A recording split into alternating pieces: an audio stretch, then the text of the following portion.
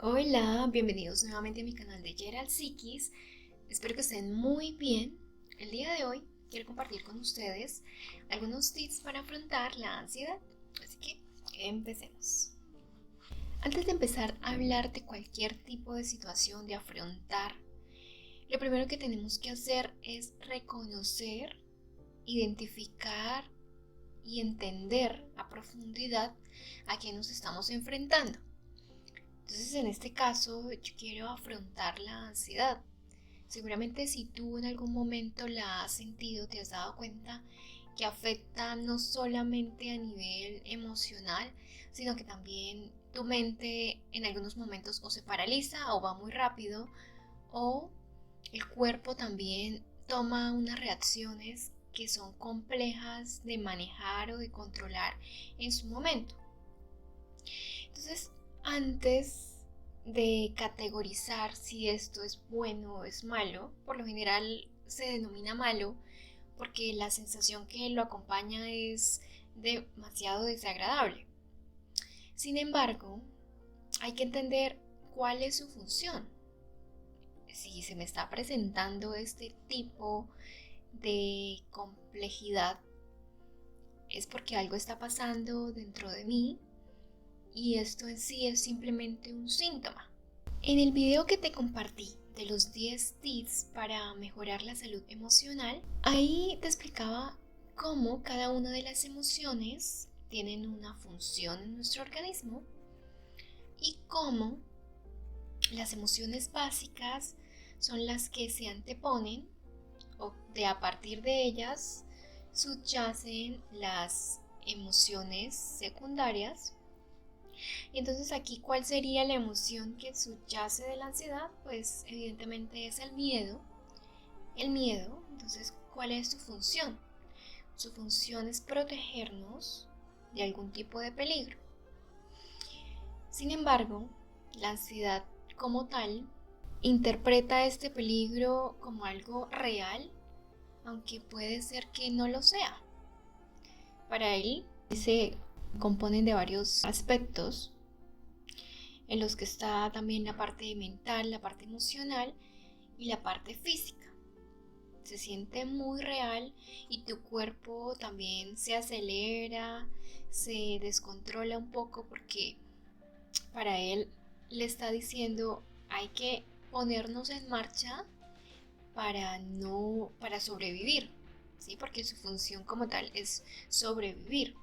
Para el hombre primitivo era indispensable, súper útil el hecho de sentir miedo, porque si se enfrentaba a una amenaza, esto le permitía movilizarse y hacer algo al respecto, bien sea huir, bien sea crear las herramientas para protegerse, para prevenir algún tipo de amenaza, o esconderse y de que los peligros que vinieran no lo tocaran, no lo afectaran. Entonces, ahora desde este momento en nuestra actualidad quizás no entendemos cómo el miedo nos puede ayudar y a veces porque se convierte más bien en un problema tan grande que no podemos manejar y que nos complica en muchas situaciones de nuestra vida. Entonces aquí va la primera recomendación. Lo que hay que hacer es naturalizar la emoción. ¿Sí? Por eso te digo, es muy importante entender a qué nos estamos enfrentando. Naturaliza la emoción entendiendo que tiene una función, una razón de ser y que si esa razón de ser, si hablamos desde el miedo, me está protegiendo de algo. Entonces yo necesito entender sobre qué me está protegiendo, ¿sí? Ser más consciente, hacer más un trabajo de introspección y analizar más sobre las cosas que hay dentro de mí que no están resueltas. Luego, cuando tú naturalizas la emoción, no la ves como un enemigo cruel que te quiere lastimar, sino más bien como un aliado que busca la forma de ayudarte. A partir de ahí también entiendes su función y entonces buscas los aspectos por los cuales tú te sientes vulnerable, ¿sí? ¿Qué es lo que te genera tanta preocupación? ¿Cuáles son los aspectos en tu vida, en ti, que sientes que están en peligro? Y luego, después de este análisis, buscamos la forma de afrontarlo. Entonces aquí te voy a dar un ejemplo. A Susanita le da pánico, miedo, ansiedad hablar en público. Ella siente este temor, esta ansiedad, a tal punto que siente taquicardia, que siente que se le sudan las manos, que siente que se paraliza, que siente que en el momento de hablar va a equivocarse. Entonces aquí te decía, naturalicemos la emoción. Si Susanita naturaliza la emoción, ella va a pensar, bueno, esta emoción me está previniendo de algo. Entonces voy a entender su principal función. Su principal función es, me está protegiendo quizás de hacer el ridículo, quizás de fallar, de fracasar, de verme expuesta y de que las cosas no salgan como se esperan o como la gente espera, o que cometan muchos errores. Entonces, detrás de todo esto, porque eso pareciera más superficial, entender la vulnerabilidad real. ¿Sí? La vulnerabilidad real sería como la protección de mi identidad y de mi dignidad y de mi persona, de Susanita. ¿Sí? Entonces, para ella es como, bueno, o sea, el miedo profundo, real de esta ansiedad es que si comete un error y que si se siente que las personas que la ven se van a burlar, la van a criticar, la van a juzgar, es porque siente que hay una debilidad en su persona y de que quizás el cometer errores sea imperdonable o muy difícil de afrontar para ella. Entonces, aquí, ya entendiendo un poco esto, ahora buscar las herramientas y las formas de afrontarlo. Entonces yo entiendo ya, para Susanita, ¿sí? Susanita entiende para sí que es imperdonable, inconcebible el hecho de sentir temor, de sentir que le cuesta expresar o exponer algún tipo de idea porque no se siente digna de expresarla. Entonces hay que trabajar en cómo sienta que sus palabras tienen significado, tienen valor y de que si se equivoca no hay ningún problema, en el sentido de que ella, el hecho de equivocarse o de hacer algo no la identifica como persona, no va a quitar su valor, sigue siendo una persona que merece respeto y que merece ser tratada con su dignidad intacta. La segunda recomendación que te doy es que hagas una jerarquía en donde del 1 al 10, por ejemplo,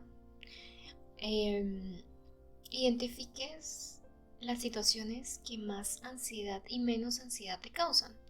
Entonces, siendo la 10 la que te genera la mayor ansiedad, que te queda casi que incontrolable manejarla, y que la número 1 sea una situación en la que, a pesar de que sientas ansiedad, igual te puedes armar de valor para afrontarla. Del 1 al 10 tú vas a hacer esta jerarquía y vas a empezar a trabajar de a poco en cada una de estas. Entonces, por ejemplo, a Susana, en el ejemplo que teníamos anteriormente, su temor máximo sería exponer frente a una multitud de personas y que encima tenga que ser puesta a prueba. Entonces, por ejemplo, en algún tipo de examen, en algún tipo de presentación. Entonces, esto le genera la ansiedad máxima. Pero la ansiedad mínima de esta jerarquía podría ser hablar con su grupo de amistades. Entonces quizás para ella le genera un poco de ansiedad porque quizás le da temor expresar su punto de vista y quizás sea de las personas que prefiere evitar decir las cosas para, para que no sea rechazada. Pero esto le genera menos ansiedad porque quizás el entorno en el que está es confiable a el hecho de exponer delante de directivos o de personas que la van a evaluar. Entonces, ¿qué podría hacer Susana? Entonces, si en su grupo de amistades siente que quizás le genera ansiedad al hablar, ir de a poco y proyectarse. En esta semana voy a tratar de hablar más que antes, ¿sí? Voy a tratar de generar más temas de conversación, voy a tratar de quizás de decir más chistes o expresar un poquito más lo que siento y irlo superando de a poco. Entonces ese sería como un primer momento y de entonces sentir la seguridad, ¿sí? Tener muy claro, y entonces aquí recordamos el primer paso, es ¿a qué le tengo tanto miedo? ¿Por qué me siento así? ¿Sí? Me da miedo ser rechazada, me da miedo que se burlen de mí y no poder controlarlo. Entonces saber que si te vas a enfrentar a eso, tener la capacidad y la fortaleza de que sí lo vas a ser capaz de afrontar, de que sí vas a ser capaz de superarlo. Y así poco a poco ir como escalando hasta llegar al punto en el que, bueno, llegamos al punto 10, que es cuando tienes que hacer una presentación. Entonces te preparas suficiente que tú sientas que las palabras fluyen, las palabras fluyen y que todo va a salir bien y que si no sale así, bueno, o sea, igual hiciste lo mejor que pudiste. Y una tercera recomendación que te doy es que hagas una respiración abdominal. ¿Y esto en qué consiste? A veces no nos damos cuenta cómo estamos respirando, ¿sí? No somos conscientes de que en momentos de ansiedad nuestro pulso se acelera, nuestra frecuencia cardíaca y que nuestro cuerpo empieza a acelerarse, porque como te digo, empieza a buscar la forma de llamar tu atención para que tú reacciones y te pongas en acción. Entonces, si es muy difícil controlar los pensamientos, si es muy difícil controlar la emoción como tal, pues entonces empezar a trabajar desde la parte física. Entonces, el cuerpo está acelerado y te manda mensajes de que estoy acelerada, estoy ansiosa, estoy angustiada porque algo pasa o algo va a pasar. Ponerle pare y stop a esas situaciones tan tensionantes a partir de la parte física. Entonces empiezo a controlar mi respiración, ¿sí? Y si tú te das cuenta, seguramente si has sentido ansiedad ha sido así, te sientes demasiado acelerado y tu corazón siente que late muy fuerte, muy rápido. Entonces, primero vas a hacer esta respiración abdominal. ¿En qué consiste? Vas a colocar tus manos en la boca del estómago y vas a inhalar profundamente en 4 momentos. Entonces inhalas.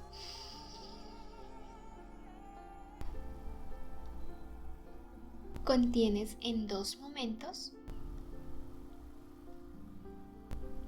y sueltas suavemente por la boca en 6.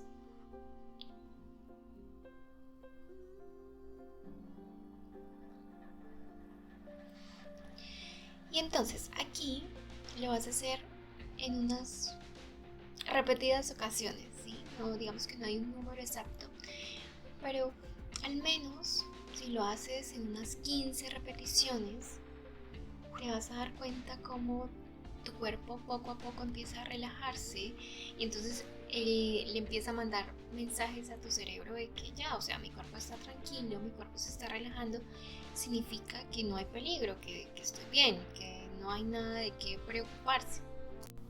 Y bueno, eso sería todo por hoy. Gracias por ver el video hasta aquí. Espero que estos tips te sirvan, te sean de utilidad y los puedas poner en práctica. Si es así, me gustaría que le dieras like al video, que lo compartieras, que lo comentaras si sientes que lo has hecho o no, estas técnicas, y si sientes que puedes ponerlas en práctica en algún momento. Y me cuentes cómo te fue con ello. Nos vemos en una próxima oportunidad.